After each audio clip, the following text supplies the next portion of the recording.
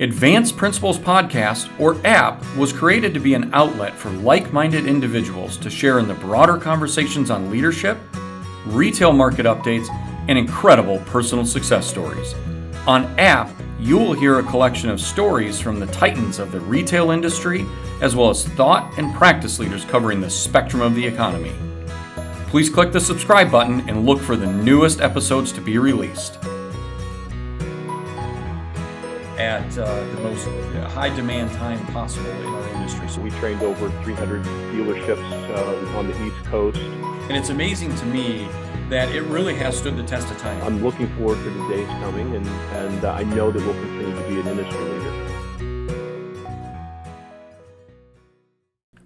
Rich Snaith is the president of operations for Caring Brands International, which owns and operates Xylon amongst many other well-known brands. Rich spent over 3 decades in the automotive industry, gaining a wide variety of experience before joining the Xylon team. He served as a dealership general manager, built and developed the Impact Group, which specialized in performance-based training and was an F&I menu provider, worked as a general agent representing a variety of F&I products and providers. During his time, he has developed a deep knowledge in the world of dealership reinsurance. In his role of president of operations for Xylon, he has overseen the expansion of one of the industry's premier brands in automotive protection products. So welcome, Rich Snaith from Xylon, onto the APP podcast. Thank you so much for making time for us today. Thank you for having me. I really appreciate the opportunity. Yeah, I am really excited to not only learn more about you as an individual, your professional journey, because I know it covers the gamut in the automotive and retail industry and the impact that you've been able to provide dealers, but also where you're at today and how critically important you entered the chemistry space at the most high demand time possible in our industry. So I'm really excited to unpack all of that. Yeah, me too. I've been looking forward to this. So thank you again for having me. Yeah, absolutely. So let's start just kind of a little bit of a general background on you and where you grew up, how you got into the automotive industry, and then we'll kind of talk through how you got to where you are today. Awesome. Well, thank you. I started, I'm from Vermont originally, White River Junction, Vermont, grew up there, went to high school there, and played hockey in high school along with football. Really enjoyed my hockey time, but my hockey career I knew was going to come to an end after high school, and I decided that I did not want to go to college, so I immediately started a business, and I got my full taste of being an entrepreneur and going to the SBA, borrowing money. It was quite an adventure, but I learned quickly that it wasn't easy work, and so I sold that business and went into the automotive business. Some friends had referred me in and started selling cars, and that was my journey started. And since then, it's been an amazing ride. But I started selling cars, moved my way through all of the different phases of the front end of a dealership.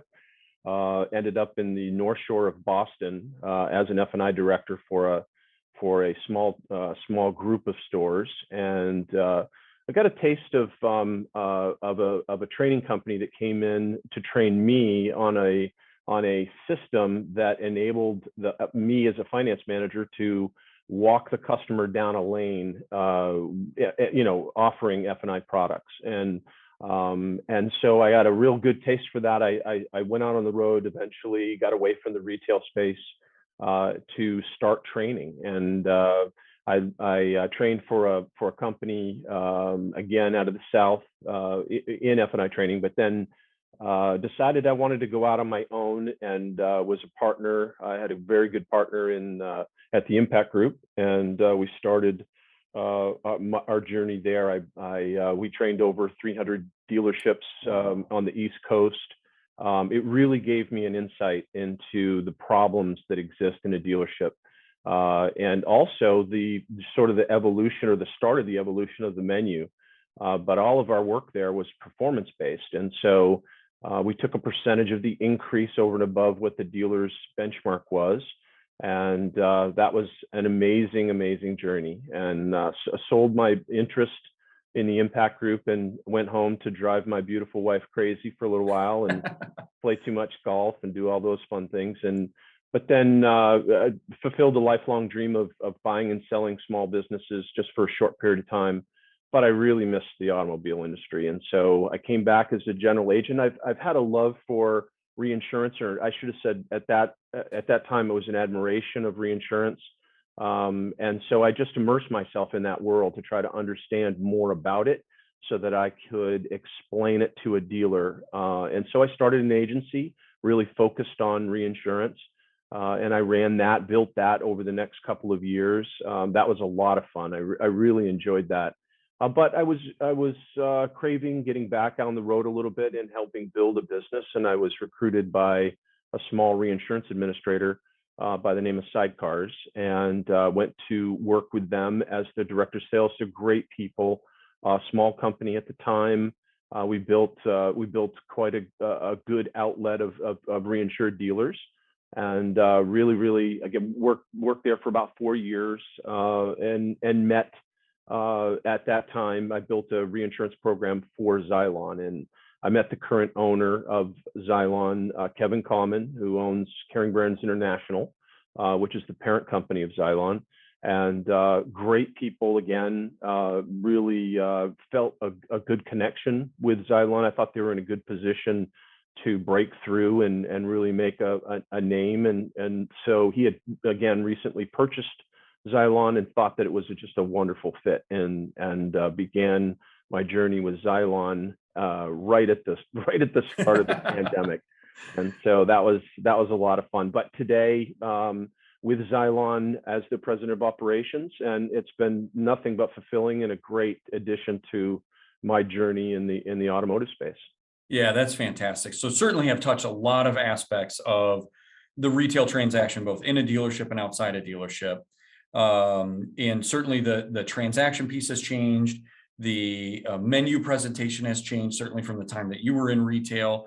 And so I want to spend a little time, because I do think that the Impact Group, which, as you know, is the basis of our selling system, and my now partner Bob and you have a longstanding relationship which stemmed from the Impact Group.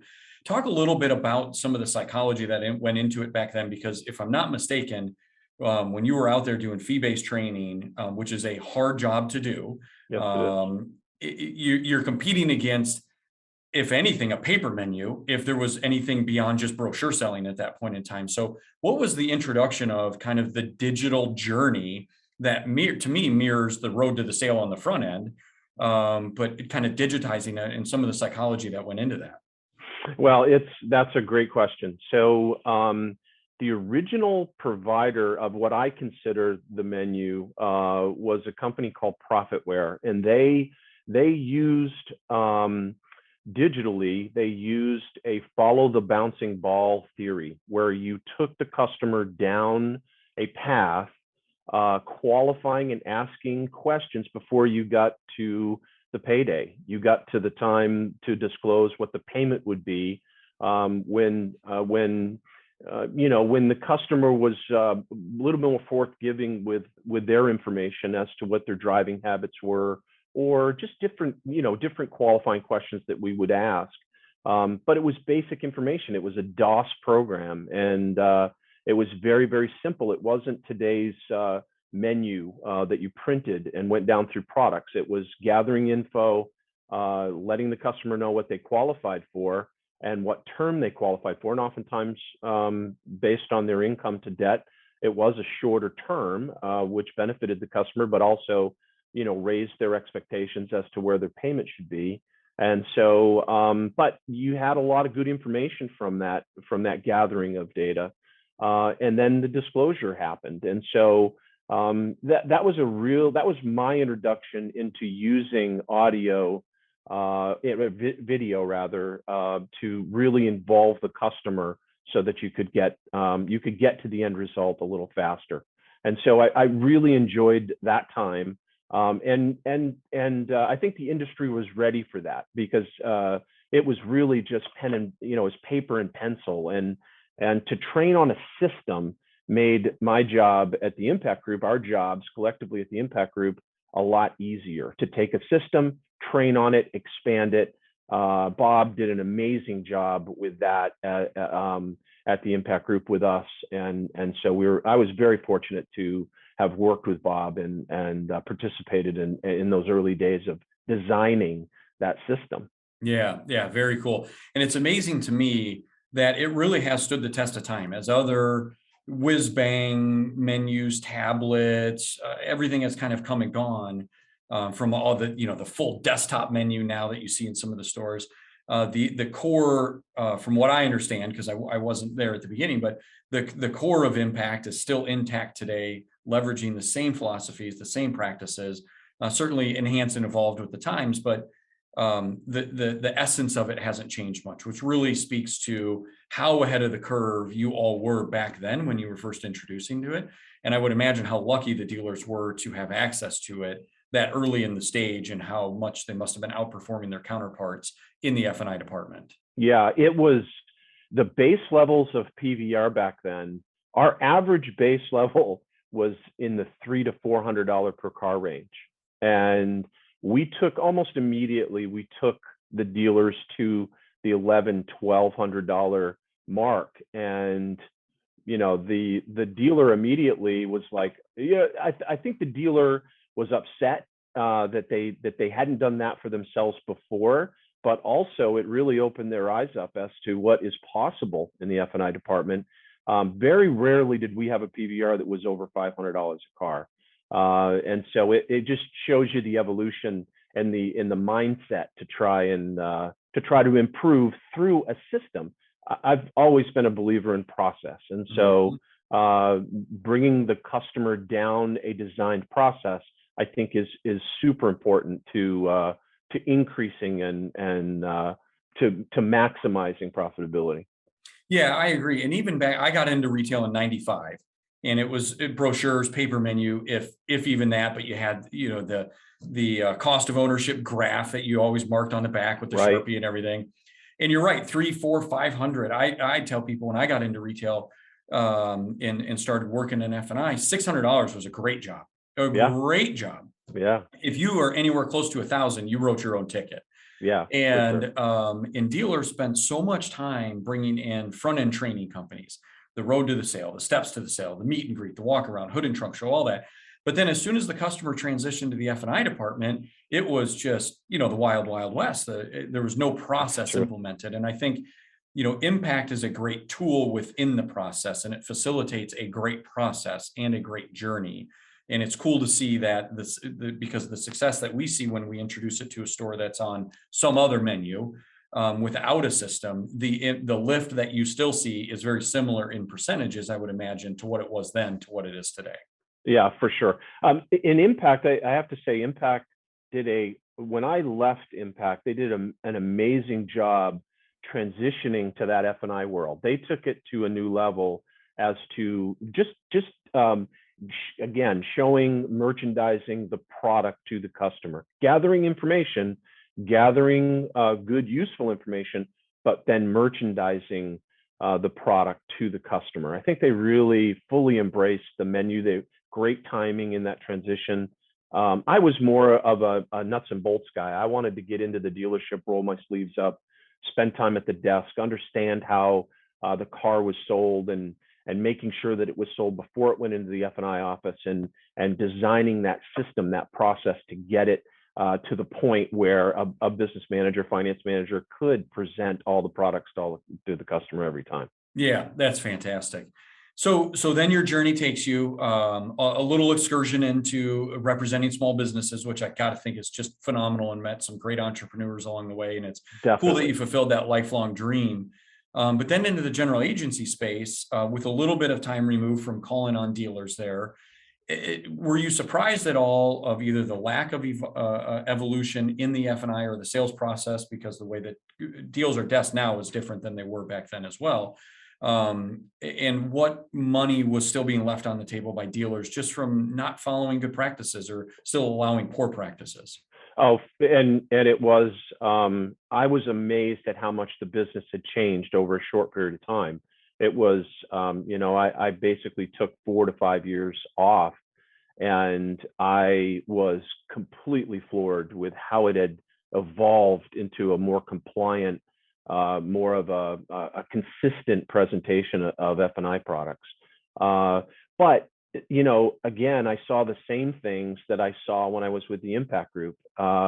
again, systems not being there, stores not being staffed properly with good management, training to the F&I manager, to the salespeople on how to handle and overcome different objections as it related to F&I products. So the thing that stuck out to me the most when I transitioned back in to the automotive space was, again, compliance. How much more that had stepped up, and how much more everybody was looking at, how exactly are these products being disclosed to the customer, and rightly so.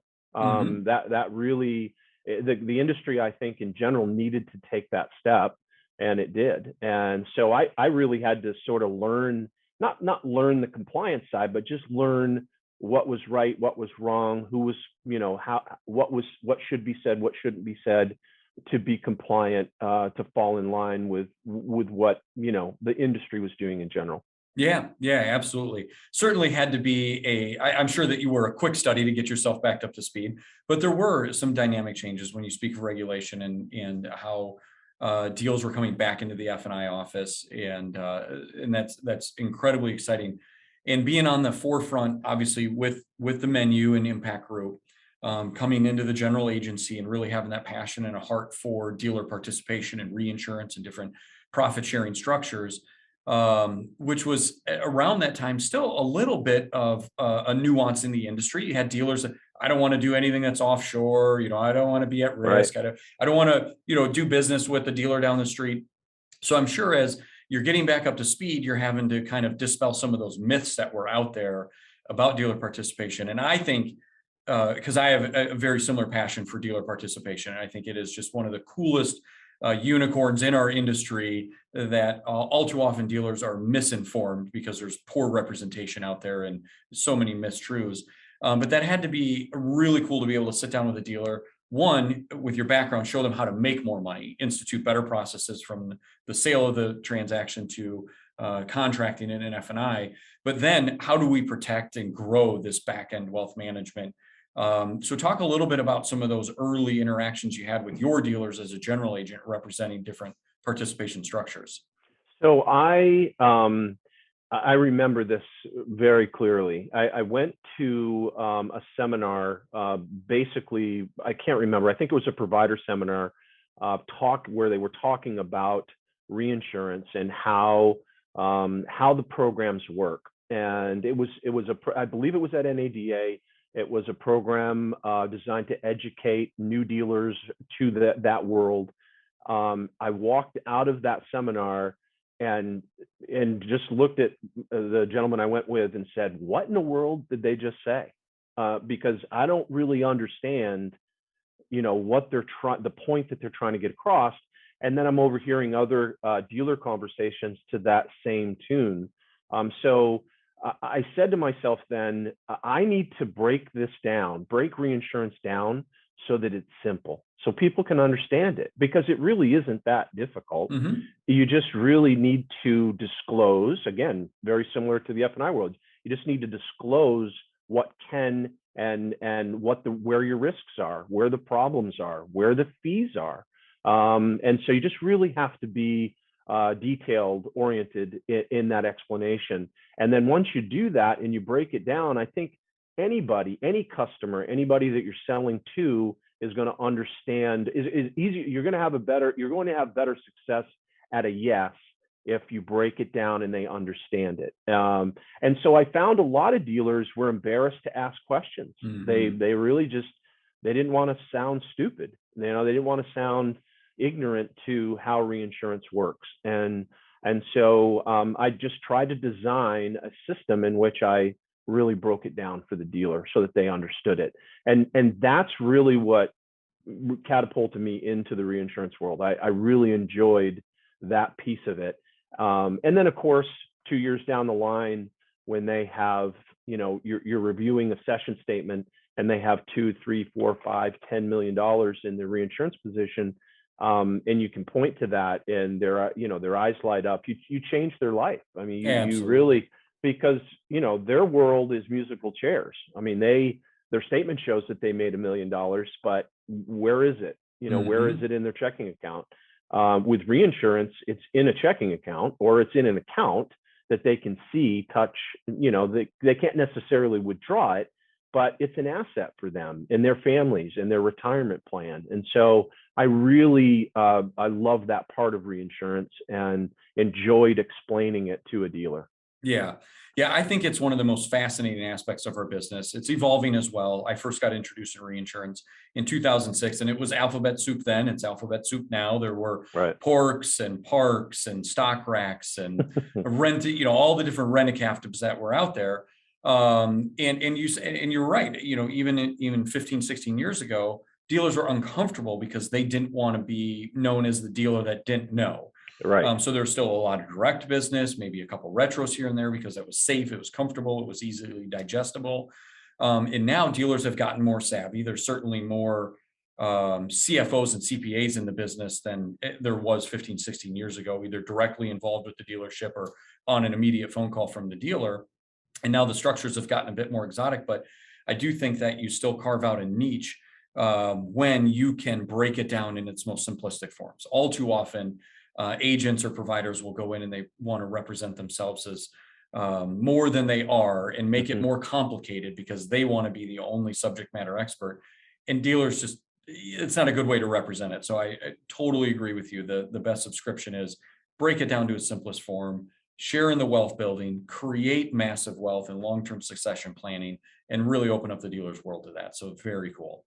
Yeah. And then long term, it's funny the evolution of it with a dealer.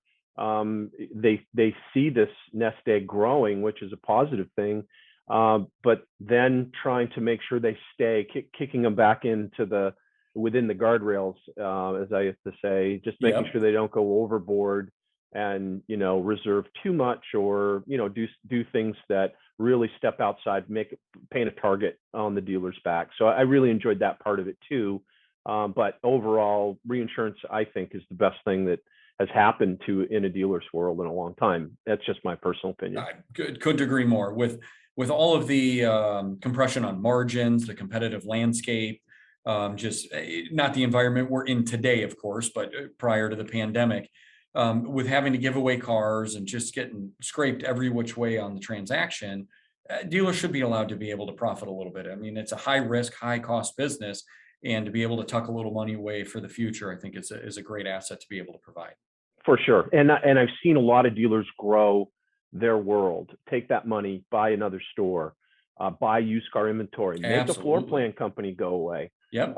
There's lots of advantages to it. I'm shocked that I think we still don't have the majority of the dealer base in this country reinsuring in some way, shape, or form. We're getting closer, but I still don't think all dealers take advantage of that. Yeah, I agree. And now you find yourself in one of the best businesses to potentially reinsure because of the lack of cancellations and some of the other attributes to it.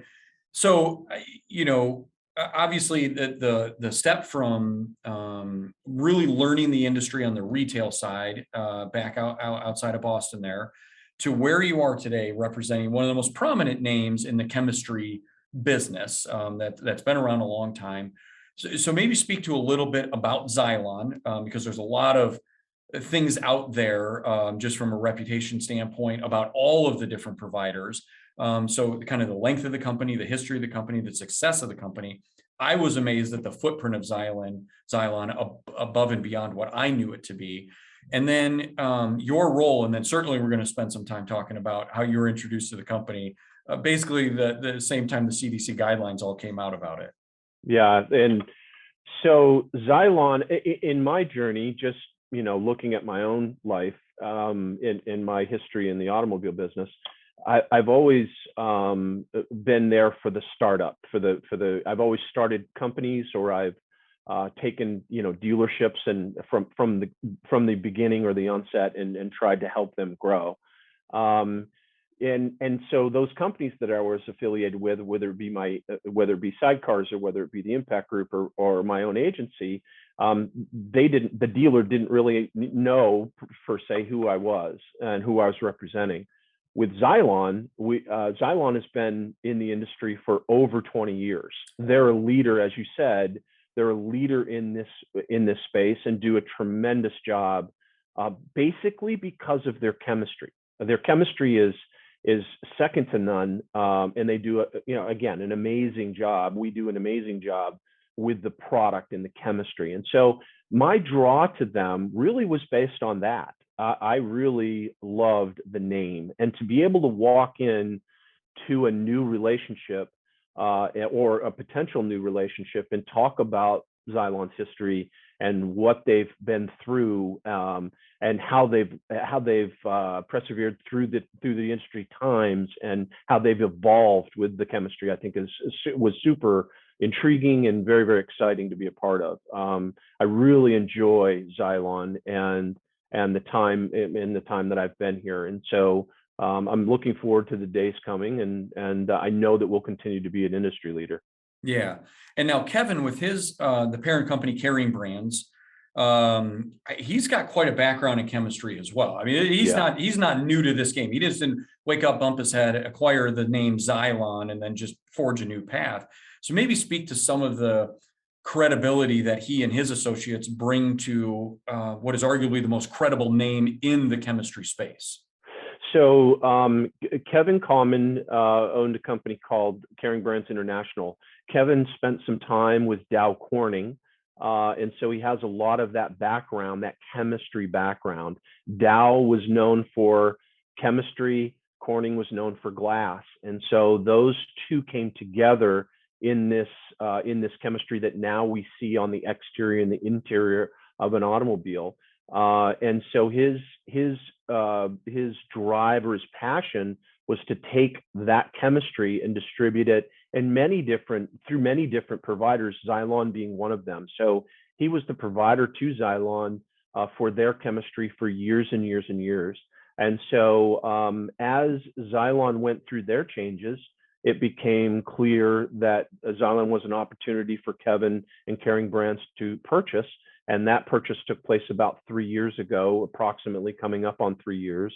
And in my opinion, that was the best thing that ever happened for Xylon. We're able to, and we do produce our own chemistry, which is unique in this industry. And so it gives us tremendous flexibility to offer full programs to dealerships through hand sanitizer programs, or Fresh Start, which is a product that actually extinguishes viruses. So it's an exciting time for us, and we're very, very fortunate to have those roots to be able to grow from. Hey everybody, this is Michael from ADS.